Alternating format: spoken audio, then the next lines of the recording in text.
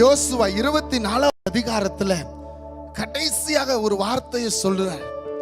அவருடைய ஃபேர்வெல் ஸ்பீச்ல யோசுவா சொல்ற வார்த்தை, நானும் என் வீட்டாருமோ வென்றால் கர்த்தரையே சேவிப்போம். ஆமா, எல்லாரையும் இல்ல, கர்த்தரையே சேவிப்போம். இன்னொரு தடவை சொல்லுங்களேன், நானும் என் வீட்டாருமோ வென்றால் கர்த்தரையே சேவிப்போம். ஆமா, இஸ்ரவேல் ஜனங்களுக்கு நிறைய காணியாட்சிகளை பங்கிட்டு புட்டு புட்டு கொடுத்துட்டு ஒரு இடத்துல யோசுவா எல்லாரையும் கூட்டி சேர்க்கிறான். அந்த இடத்துக்கு பேரு சீகேம். சீகேம் என்ற இடத்துல யோசுவா எல்லா ஜனங்களையும் கூடி வர செய்து தன்னுடைய ஸ்பீச், அந்த ஃபேர்வெல் ஸ்பீச் கொடுத்துட்டு தான் அவர் மரிச்சு போறாரு. அந்த சீகேம் என்ற இடம் முதல்ல ஆபிராம கூட ஆண்டவர் அழைக்கலப்போ, ஆபிராமுக்கு கர்த்தர் தரிசனமான இடம் தான் அந்த சீகேம். ஆமா, முதல் தரிசனம் பெற்ற இடம் சீகேம். ஆமென். தரிசனம் மாத்திரம் இல்ல, முதல் ஆண்டவர் வாக்குத்தத்தம் பண்ணின இடமும் அந்த சீகேம் தான். என்ன வாக்குத்தத்தம் தெரியுமா? இந்த தேசத்தை உன் சந்ததிக்கு கொடுப்பேன் என்ற வாக்குத்தத்தம். ஹல்லேலூயா. அதே சீகேம்ல தான் யோசுவா கூடி வர செய்து ஒரு முடிவெடுக்கிறார். It's a place of commitment also. Yes. It was a place of a promise. And it is also the place of commitment. என்ன commitment தெரியுமா? நானும் என் வீட்டாருமோ வென்றால் கர்த்தரையே சேவிப்போம். இந்த இடம் நான் நம்புகிறேன், இந்த இடம் தான் நமக்கெல்லாம் சீகேம். ஆமென். இந்த ஆலயம் தான் நமக்கெல்லாம் சீகேம். நம்ம கரங்களை தட்டி சீகேமுக்கு கூடி வந்திருக்கீங்க. Thank you Jesus. குடும்பமா வந்திருக்கீங்க. நான் பாக்குறேன் இங்க இந்த சபையில நாங்க பார்த்தோம். என் மகன் சொன்னா, டாடி இந்த சர்ச்ல எல்லாரும் குடும்பமா உட்கார்றாங்க டாடி. ஆமா, இங்க சீகேமுக்கு நீங்க கூடி வந்திருக்கீங்கன்னா it's a place of commitment.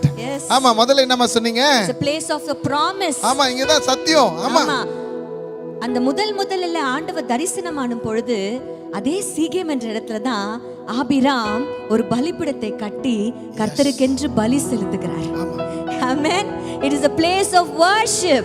ஆமென். ஹalleluya. இந்த சீகேம்ல தான் இன்றைக்கு நம்ம எல்லாரும் குடும்பமாய் வந்து கர்த்தரை ஆராதிக்க கூடி வந்திருக்கிறோம். ஹalleluya. அனைவரும் சீகேம்ல கூடி வந்து எந்த இடத்துல கர்த்தர் வாக்குத்தத்தம் பண்ணினாரோ அந்த இடத்துக்கு கூடி வந்து, ஆமா, எந்த இடத்துல கர்த்தர் ஆசீர்வதிப்பேன் என்று சொன்னாரோ அந்த இடத்துல கூடி வந்து, எந்த இடத்துல துதியை ஏறெடுத்தார்களோ அந்த இடத்துல கூடி வந்து ஒரே ஒரு டிசிஷன் எடுக்க போறோம். ஆமா, யோசுவா சொன்ன ஒரு வார்த்தை. ஆமென். என்ன வார்த்தை? நானும் என் வீட்டாருமோ வென்றால் கர்த்தரையே. கரங்களை உயர்த்தி கமிட்மெண்ட் கொடுங்க. ஒரு உடன்படிக்கை உண்டு பண்ணலாமா? இந்த சீகேம்ல 10வது வருஷம் 10வது நாள்ல இன்றைக்கு ஒரு உடன்படிக்கை ஏறெடுக்க போறேன். நானும் என் வீட்டாருமோ வென்றால் கர்த்தரையே சேவிப்போம். கரங்களை வானத்துக்கு நேரா உயர்த்தி, 2 கரங்களை உயர்த்தி உடன்படிக்கை ஏறெடுப்போம். கரங்களை உயர்த்தி, நானும் என் வீட்டாருமோ வென்றால் கர்த்தரையே சத்தமா சொல்லுங்க, கர்த்தரையே சேவிப்போம். அழகா சொல்லுங்களேன், நானும் என் வீட்டாருமோ வென்றால் கர்த்தரையே சேவிப்போம். அழகா சொல்லுங்களேன், நானும் என் வீட்டாருமோ வென்றால். எனக்கு கேட்கல நானும் என் வீட்டாருமோ வென்றால். எனக்கு கேட்கல, நானும் என் வீட்டாருமோ வென்றால் கர்த்தரையே சேவிப்ப. கரங்களை நல்லா தட்டி ஒரு ரபகலால் தரதிஷ்ய கரபதுரா பாபா. ஜீசஸ் பாடமா. நானும் என் வீட்டாருமோ வென்றால் கர்த்தரையே சேவிப்போம். உங்க குடும்பத்து பிள்ளைங்க பக்கத்துல இருந்தாங்கன்னா உங்க கரங்களை பிடிச்சுக்கங்க. உங்க வீட்டார் பக்கத்துல இருந்தாங்கன்னா உங்க கரங்களை பிடிச்சுக்கங்க. நீயும் சேவிப்பாயா? வீட்டாருமோ வென்றால் கர்த்தரையே சேவிப்போம். நீயும் சேவிப்பாயா? நீயும் சேவிப்பாயா? கர்த்தரையே. ஆமென். கர்த்தரையே சேவிப்பது ஆகாதது என்று கண்டால் நீங்க யாரை சேவிக்க போறீங்க என்று ஒரு பெரிய சேலஞ்சை வச்சிருக்கிறார். There is nothing you can compare to God. ஆமா, அவருடைய அன்பிற்கும் அவர் நம்ம மீது பாராட்டின தயவுக்கும் அவர் நம்மை நோக்கி ஆசீர்வதிக்கிற கிருபைகளுக்கும் எதுவுமே இணை ஆகாது. You can never compare anything with God. அதனால தான் சொல்ற, 2 மாஸ்டர்ஸ் 2 பேருக்கு உங்களால சேவை செய்ய முடியாது. ஆமா, உலகத்திற்கும் தேவனுக்கும். ஆமா, உலகத்துக்கு நான் சேவிப்பேன் அப்படின்னு முடிவு எடுத்தீங்கன்னா இட்ஸ் நாட் வர்த் இட். பொருள் ஆசையில நான் சேவிப்பேன் அப்படின்னா அது உங்களுக்கு பிரயோஜனமா இருக்காது. ஆனா கர்த்தரையே சேவிப்பேன் என்று முடிவெடுக்கும் பொழுது ஆமென், எல்லா நன்மைகளையும் கர்த்தர் சுதந்தரிக்க கிருபை செய்வார். கரங்களை தட்டி ஆண்டவரே, ஆமென், ஆண்டவரே உம்மை மாத்திரம் சேவிப்போம். ஒரு உடன்படிக்கை உங்களுக்கும் தேவனுக்கும், ஆமா உன் குடும்பத்துக்கும் தேவனுக்கும். ஆமா, ஹல்லேலூயா. இந்த உடன்படிக்கை கர்த்தரை சேவிக்கலன்னா வேற யாரையா சேவிக்க போறோம்? ஆமென். பாடலாமா? கர்த்தரையே சேவிப்பது ஆகாததென்று கண்டார். கர்த்தரையே சேவிப்பது ஆகாததென்று கண்டார். யாரை சேவிப்பாய் என்பதை இன்றே தீர்மானம் செய்வார். யாரை சேவிப்பாய் என்பதை இன்றே தீர்மானம் செய்வார். ரெண்டு கரங்களை உயர்த்தி நானும் என் வீட்டாருமோ வென்றால் கர்த்தரையே சேவிப்போம். நீயும் சேவிப்பாயா? நீயும் சேவிப்பாயா? நீயும் சேவிப்பாயா? நீயும் சேவிப்பாயா? நாங்க ஒரு உடன்படிக்கை ஏற்படுத்தின ஆண்டவரத்துல உயிருள்ளவரை உண்மையாய் குடும்பத்தோடு கர்த்தரை ஆராதிக்கணும். இது நான் ஆண்டவரோடு கூட செய்த ஒரு பொருத்தனை. உயிருள்ளவரை உண்மையாய் குடும்பத்தோடு கர்த்தரை ஆராதிக்கணும்னு ஒரு பொருத்தனை ஆண்டவரத்துல செய்தேன். இதே பொருத்தனத்தை யோசுவா அன்னைக்கு செய்தான். எங்க தெரியுமா செய்தான்? சீகேமில் கர்த்தரை துதிக்கிற ஸ்தலத்துல, பலிபீட தண்டையில எங்க உடன்படிக்கை ஆபிரகாமுக்கு பண்ணாரோ, பல 100 வருடங்கள் கழித்து அதே ஸ்தலத்துல ஜனங்களை கூடி வர செய்த அந்த உடன்படிக்கையின் ஸ்தலத்துல இருந்து நானும் என் வீட்டாருமோ என்றால் கர்த்தரையே சேவிப்போம். ஒரு அர்ப்பணிப்பு அந்த இடத்துல அவன் ஏற்படுத்தி ஒரு சவாலை உண்டு பண்ணான். ஒரு தனி மனிதனுடைய முடிவு அது. அந்த முடிவு ஒரு இம்பாக்ட உண்டு பண்ணுச்சு அவன் குடும்பத்துல. எல்லாரும் அவன் குடும்பத்துல ஏற்பட்ட அந்த முடிவின் இம்பாக்ட், அவனுடைய கோத்திரம் எல்லாமே நாங்களும் சேவிப்போம் சொன்னாங்க. எல்லாரும் சொல்லுங்க, நாங்களும் சேவிப்போம். இன்னொரு தடவை சொல்லுங்க, நாங்களும். அந்த குடும்பம் அந்த கோத்திரம் சொல்லி முடிச்ச கொஞ்ச நேரத்துல 12 கோத்திரங்களும் சொன்னாங்க, அப்படி அல்ல, நாங்களும் சேவிப்போம். ஆமென். கரங்களை தட்டி ஆண்டவருக்கு நன்றி சொல்லுங்க. ஹல்லேலூயா. எப்படி தெரியுமா? உங்க டிசிஷன், இன்னைக்கு நீங்க எடுத்த இந்த டிசிஷன் உன்னுடைய குடும்பத்துல ஒரு இம்பாக்ட் உண்டு பண்ண போகுது. ஆமென். ஆமா, உன் குடும்பத்துல இன்னும் ரட்சிக்கப்படாத 4 பேர் உன் மூலமா ரட்சிக்கப்பட போறான். ஆமென். ஆமா, உன் தெருவுல ஒரு ரட்சிப்பு உண்டாக போகுது. ஹல்லேலூயா. நீ வேலை செய்யற ஸ்தலத்துல, வொர்க் பிளேஸ்ல ஒரு அற்புதம் நடக்க போகுது. யாரை கொண்டியா? உன்னை கொண்டுதான். ஏன்னா அந்த தீர்மானம், இந்த பலிபீடத்துல இன்னைக்கு இங்க எடுத்த தீர்மானம், உன்னை கொண்டு கர்த்தர் பெரிய காரியங்களை செய்ய போகிறார், அகற்ற போகிறார், தேவையில்லாதவைகளை கட்டுகளை அறுக்க போகிறார். ஹல்லேலூயா. ரட்சிப்பை கர்த்தர் கட்டளையிடுவார். எஸ். எப்படி தெரியுமா? நம்ம குடும்பத்தின் மூலமாய். நம்ம குடும்பத்தின் மூலமாக. இன்றைக்கு எங்களால தைரியமா சொல்ல முடியும், உங்க பக்கத்து வீட்டுல இருக்கிறவர்களுக்கு வேற ஒரு மிஷனரி கடந்து வரணும்னு அவசியம் இல்லை. நீதான் மிஷனரி. நீங்க தான் மிஷனரி. ஆமா, கர்த்தர் உங்களை நம்பிதான் அவர்களை பக்கத்து வீட்டுல குடியேற்றி இருக்கிறார்.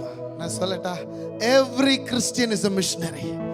Every missionary has his own mission field. உன்னுடைய நீ வாழ்கிற ஸ்தலம், நீ வேலை செய்யற ஸ்தலம், நீ இருக்கிற இடம் தான் உன்னுடைய மிஷனரி தலம். அந்த இடத்துல இயேசு உனக்கு ஆதாரம், இயேசுவுக்கு நீ அடையாளம். இயேசு உனக்கு ஆதாரம், இயேசுவுக்கு நீதாயா அடையாளம். ஆமென். உங்க ஒரு குடும்பம் எடுக்கிற இந்த முடிவு, எஸ், நாங்கள் கர்த்தரையே சேவிப்போம் என்ற முடிவு, கொஞ்சம் வால்யூம் இன்க்ரீஸ் பண்றீங்க. கர்த்தரையே சேவிப்போம் என்கிற முடிவு அநேகரை இம்பாக்ட் பண்ணும். ஆமென். இம்பாக்ட் பண்ணும், இன்ஃப்ளூயன்ஸ் பண்ணும். ஹல்லேலூயா. அதற்கு நன்றி சொல்லி தான் இன்னைக்கு ஒரு முடிவு எடுக்க போறோம். சீகேமில கூடி வந்திருக்கோம். இன்னைக்கு ஒரு முடிவு எடுக்க போறோம். ஒருவேளை உங்க ஃபேமிலிஸ்ல மிஸ் அண்டர்ஸ்டாண்டிங்ஸ் இருக்கு. எனக்கு ஆசையா இருக்கு அண்ணன் அக்கா நாங்க ஃபேமிலியா ஊழியம் செய்யணும் இருக்கணும், ஆனா எங்களுக்குள்ள ஒரு அண்டர்ஸ்டாண்டிங் இல்ல. என் கணவர் இன்னும் ரட்சிக்கப்படல, என் மனைவி இன்னும் ரட்சிக்க, என் பிள்ளைங்க இன்னும் ரட்சிப்புக்குள்ள வரலன்னா you start praying. You start praying. Pray today. எனக்கு என் கணவரை ரட்சிக்கப்பட்டவனாய் மாற்றினது என்னுடைய மாமியாருடைய ஜெபம். ஏன்னா prayer brings victory. Amen. Prayer is the earthly license for heavenly interference on earth. ஆமென். பூலோகத்துல ஒரு காரியம் நடக்கறனா ஜெபம் செய்கிறவனால தான் முடியும். ஆமென். இன்றைக்கு நீங்க ஜெபிக்க ஆரம்பிங்க, சின்சியரா ஜெபிக்க ஆரம்பிங்க. உங்க வீட்டார் ரட்சிக்கப்பட்டாங்கன்னா உங்க தெருவே ரட்சிக்கப்படும். ஆமா. ஆமென். இந்த தெரு, ஒவ்வொரு தெருவும் ரட்சிக்கப்படும் பொழுது இயேசுவின் கொடி ஏற்றப்படும். ஹalleluya. ஹalleluya. பல்லமா நானும் என் வீட்டாருமோ வென்றார் கர்த்தரையே சேவிப்போம். உண்மையா சேவிப்போம். நீயும் சேவிப்பாயா? நீயும் சேவிப்பாயா? நானும் என் வீட்டாருமோ வென்றார் கர்த்தரையே சேவிப்போம். நீயும் சேவிப்பாயா? நீயும் சேவிப்பாயா? ஒரு கேள்வி உங்களிடத்துல இருக்கலாம், என்னன்னா சீகேம்ல யாருக்கு கர்த்தர் ஆசீர்வாதத்தை கொடுத்தார்? ஆபிராமுக்கு. ஆமா. என்ன ஆசீர்வாதம் கொடுத்தார்? உன் சந்ததிக்கு இந்த இடத்தை கொடுப்பேன்ட்டு blessings went to the generation of Abraham. ஆமாவா இல்லையா? நம்ம யாராவது ஆபிரகாமின் சந்ததியில பிறந்திருக்கிறோமா? உங்க சொந்தக்காரங்க யாராவது ஆபிரகாம் ஈசாப்பு வம்சவாளியில வந்தவங்க இருக்கிறாங்களா? இல்லையே. யாராவது இருக்காங்களா? இல்லையே.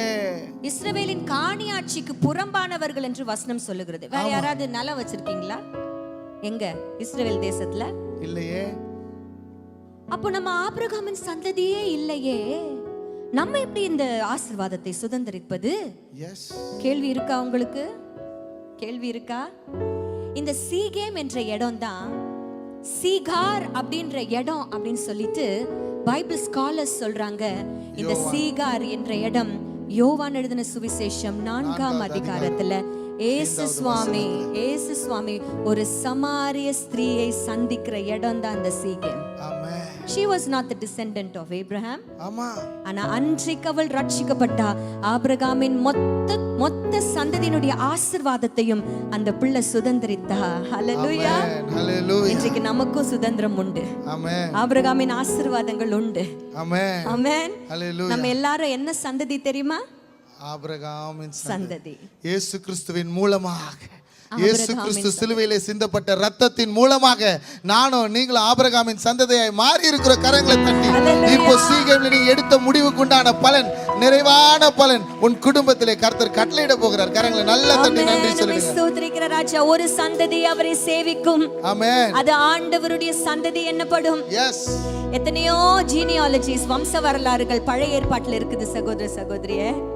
புதிய ஏற்பாட்டுல ரெண்டே இடத்துல தான் இருக்கு. ஆமா.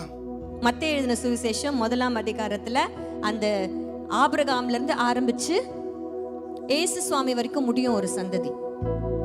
லூக்கா எழுதின சுவிசேஷத்துல இன்னொரு ஜீனியாலஜி கொடுக்கப்பட்டுச்சு, அது ரிவர்ஸ்ல போகும். ஜீசஸ்ல இருந்து ஆரம்பிச்சு ரிவர்ஸ்ல ஆபிரகாம் மட்டும் இல்ல, அதுலயும் மேல போய் ஆதாம்ல போய் முடியும். யாராவது என்னைக்காவது யோசிச்சு பார்த்திருக்கீங்களா அதற்கப்புறம் ஏன் வம்ச வரலாறுகளே குறிக்கப்படல பைபிள்ல? ஏங்க கொடுக்கப்படல? ஏன் தெரியுமா? ஆஃப்டர் ஜீசஸ் அவர் நாமத்தின் மேல் விசுவாசம் உள்ளவர்களாகி அவரை ஏற்றுக்கொள்ளுகிறவர்கள் எத்தனை பேர்களோ அத்தனை பேர்களும் அவருடைய பிள்ளைகளாகும்படி அவர்களுக்கு அதிகாரம் கொடுத்திருக்கிறார். God has given you the authority. ஆமா, அதிகாரத்தை கொடுத்திருக்கிறார், பிள்ளை என்கின்ற அதிகாரம். ஆமென். You become God's சந்ததி. Hallelujah. ஆமா, இயேசுவின் சந்ததி நீங்க. ஆண்டவருடைய சந்ததி என்னப்படுகிறோம். ஆமென். And we receive this through the blood of Jesus Christ. Amen. Amen. ஆண்டவருக்கு சந்தோஷமா நன்மையான எந்த ஈவையும் ஆண்டவர் நம்மளுக்கு கொடுத்திருக்கிறார் என்ற அந்த சரணத்தை நம்ம பாட போறோம். நன்மையான ஈவுதனை தேவாதி தேவன் தந்தார் என்ற சரணத்தை நம்ம பாடலாமா? நன்மையான ஈவுதனை தேவாதி தேவன் தந்தார். நன்மையான ஈவுதனை தேவாதி தேவன் தந்தார். கீழ்ப்படுத்தி அவர் சத்தம் கேட்டு சாட்சியாய் ஜீவிப்பாயா. நானும் என் வீட்டாரும் கர்த்தரை சேவிப்போம் சொன்ன அவருக்கு சாட்சியா, உப்பா, வெளிச்சமா நாம தான் வாழ போறோம். நானும் என் வீட்டாருமோ வென்றால் கர்த்தரையே சேவிப்போம். நீயும் சேவிப்பாயா? நீயும் சேவிப்பாயா? நீயும் சேவிப்பாயா? நீயும் சேவிப்பாயா? குடும்பமா கர்த்தரை சேவிக்க போற கரங்களை தட்டி ஆண்டவருக்கு நன்றி சொல்லாம